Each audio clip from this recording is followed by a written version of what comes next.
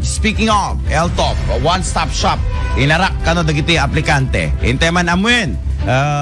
Dati na nakamat report apo manipod dita ngay Robinson's Place. Iti San Nicolas, Ilocos Norte, may panggap ti LTOP.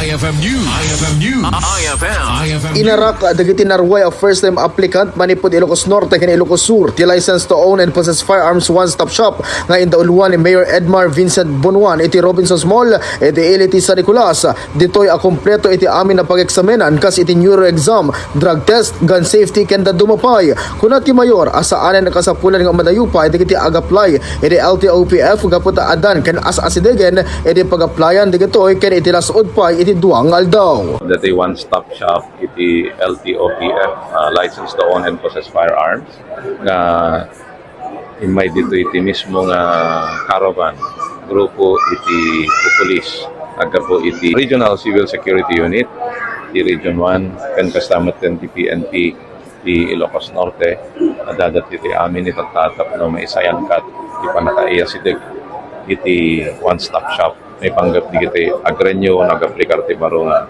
para LTOP kasama ten di panagrenyo iti firearms registration da. Mainaig iti daytoy ket maragsakan iti maysa kadagiti first-time applicant ti LTOPF One Stop Shop ani Mr. Christian Versosa ang nagapo iti San Vicente, Ilocos Sur. Bale, meron po kasi kaming negosyo po. Bale, for ano lang po sir, for safety na rin po, tapos for gusto ko rin po kasi yung shooting po, ganun po, yung sports po, ganun po. Opo. Hobby mo yun?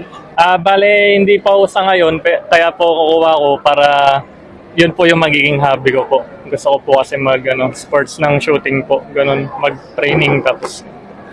Dito nga imbalakad, dagiti organizers iti dayto apasken nga albalin kuma a responsible gun owner dagiti nakipagpartisipar. Para iti IFM News, Idol Lawrence Martinez, Tatak, RMN.